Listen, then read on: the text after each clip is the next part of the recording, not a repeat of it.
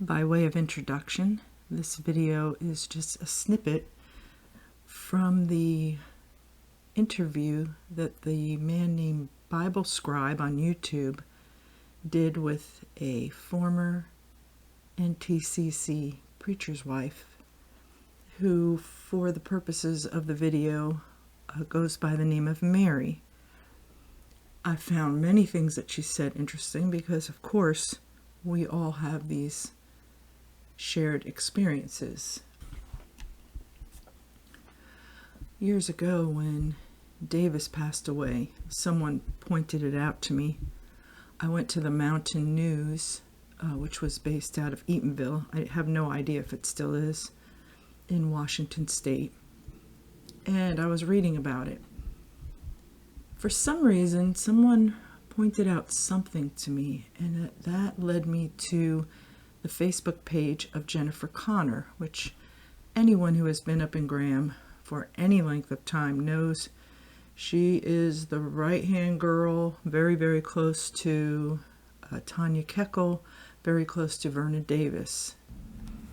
So if you see something being done on Jennifer Connor's Facebook page, whether it's abundance of selfies, stuff like the Shakeology and P90X and Beachbody workouts, trying to sell them, trying to encourage others to buy and try the Shakeology, things their kids were doing that definitely our kids were not able to do, and others before us back in the day. You can be assured that that is fine and dandy with the Keckles and the Davises. I mean, you can take that to the bank. Right on her public Facebook page, which it still is, there were all these posts about Beachbody and P90X, and I think I have that right, and Shakeology. So that is kind of known to be you can call it direct sales, but it is also multi-level marketing because you have to sign on other people. You can see from the posts I'm going to share here, copies, that it was obvious. A lot of companies do this. I don't know if they still do. They want you to share their posts, which helps them get noticed. And then they tell you you have the possibility of winning something if you're chosen. If you do that, you're in the running. So she obviously went along with that. I just gave a sampling here. It's surely not all of her posts about Shakeology and all that, but it goes right along with what Mary shared, and it gives a little more insight into it. The fact that, I mean, like I wrote, I really don't care what any of those people do,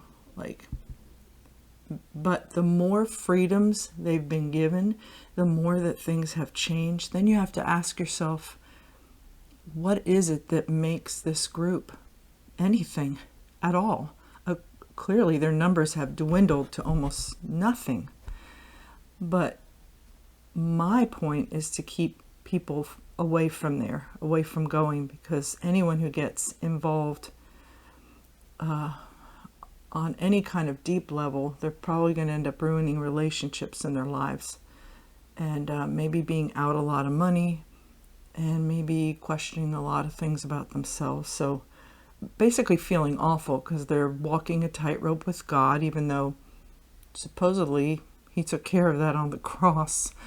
And we have all these ways that people, women in particular, are earning money. Jennifer Connor has been redoing furniture for years and years, since before I left the organization. So you can pretty much be certain if she and her husband are doing something, it's okay with the Keckles, and it was okay with the Davises. And that is just a fact, Jack. So let's just plunge into this.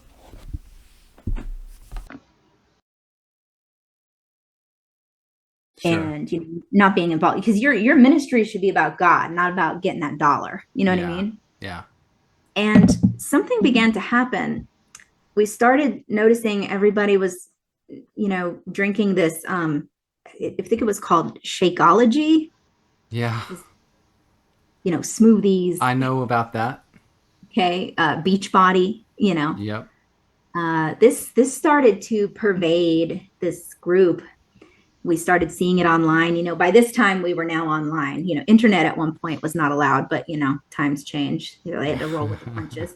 So we started seeing people promoting their beach body and Shakeology, posting pictures of people in swimsuits and athletic wear. And That this is people in the church, Yes, yes, yes. And it was in my mind, why are you posting pictures of people dressed so lasciviously? right?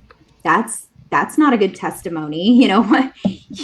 You don't want to wear a bathing suit because you think it makes you somehow immoral before God, but you'll post a picture of somebody else in a bathing suit.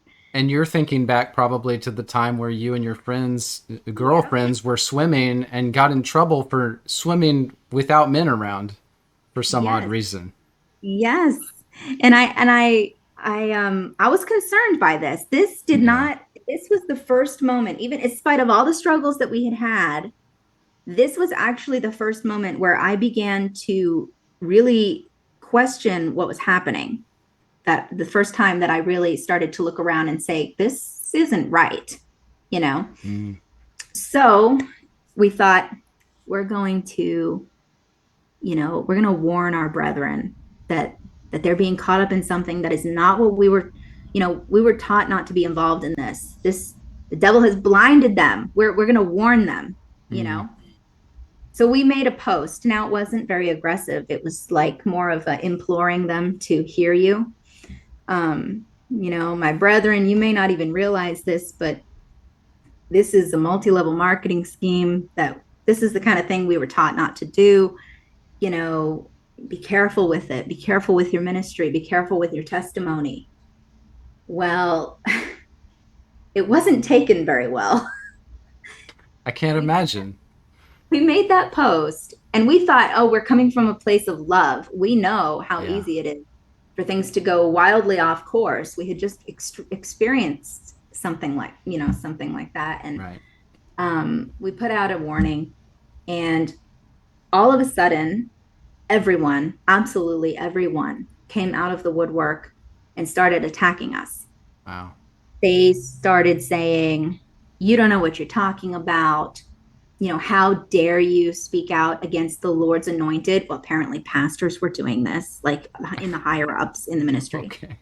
And then they made it personal. They criticized us for our financial failures and said things to the effect of, you probably wish you could be involved in this, but you just get greedy with it and have another financial collapse or something.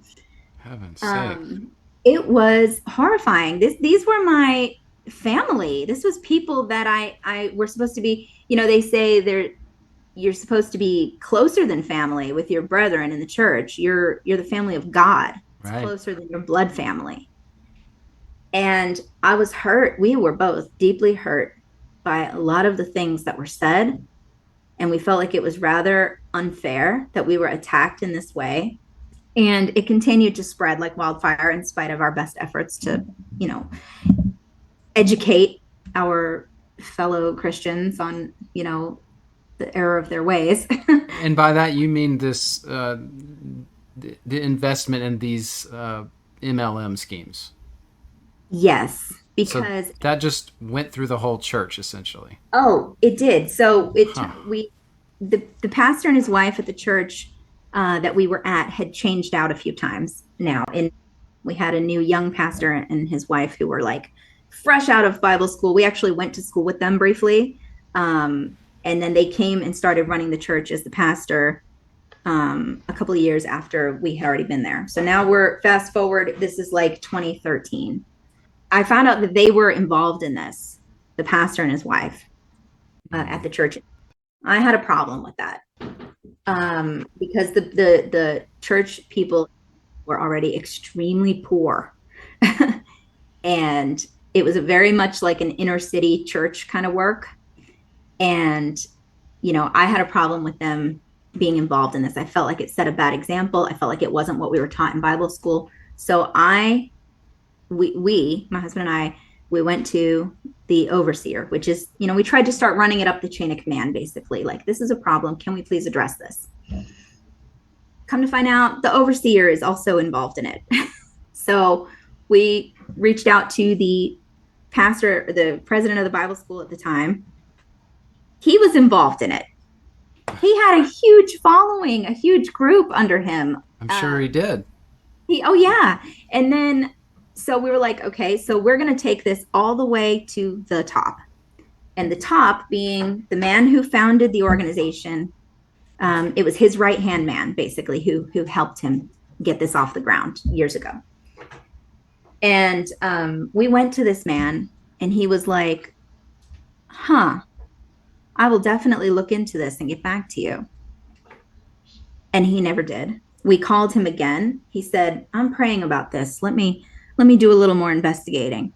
Never got back to us. Well, this was just left, like, hanging. And that became a major issue for us. We did not want to have anything to do with this. Yeah. And we thought, this whole group is going in a direction that we don't like. And the way everyone behaved when we started talking about these kinds of things really opened our eyes to the reality of how we had been manipulated. Yesterday, while working on this video, I decided to just Google is Beachbody and MLM or direct sales or both. And so I've included just a few snippets here. So it is quite vulgar for if it's true. Now, had I been Mary in the organization at the time, I'm not sure I would go on a social media platform and like tell my fellow brethren, give them what for, because I don't think it takes long to be in that group to realize you're only supposed to tattletale on certain things, and then you should always do it up the chain of command. That's just the way it is. So doing that, she found out, I guess the hard way, that there were others involved, that it went deeper than she thought. If that is true, that more than just preachers and their wives, like the Connors, were involved. Now, you can see that on some of the screenshots I took, I did kind of hover over the likes so you could see who liked that, and possibly those are people who use the product. I know years ago when I first looked at it, there were more people on there, but those people are not on Facebook anymore, nor are they in the group. So that's one thing I will say, is that when Mary said that she and her husband went, I don't know through what way they did that. I don't think it would have been on a public social media platform, so maybe there was a private group of ministers, because if you did do it on a public group like that, that's kind of sucky, because unless you just go privately to talk to someone, you'll find out probably what you need to know, and it will verify maybe whatever thoughts that you have about the organization and the situation. That's one thing I would say. I wouldn't have done that, but that's just me. They felt compelled to. They were highly disillusioned at the time, as she describes, and if you want the full context, there is the full video if you've not seen it already. And so I just wanted to mention that. And just wrapping up, again, I want to absolutely make it certain to understand, I don't care. You want to fill your whole Facebook page with Shakeology stuff and Beachbody, go for it. But don't pretend to be an organization that is special or specially anointed or specially chosen, and that anyone who leaves it is absolutely not a Christian anymore, on their way to hell, especially if they speak out and try to warn others. That is really, all these changes, we've seen them take place. TVs and servicemen's home, yeah, I got that coming up too. But this, when I saw this Shakeology stuff back in 2014, I was shocked. It's like, so, people who were really raked over the coals by Davis in classes and services for spending their time doing anything other than winning souls, which I wonder how many he ever won, then this just flies in the face of that.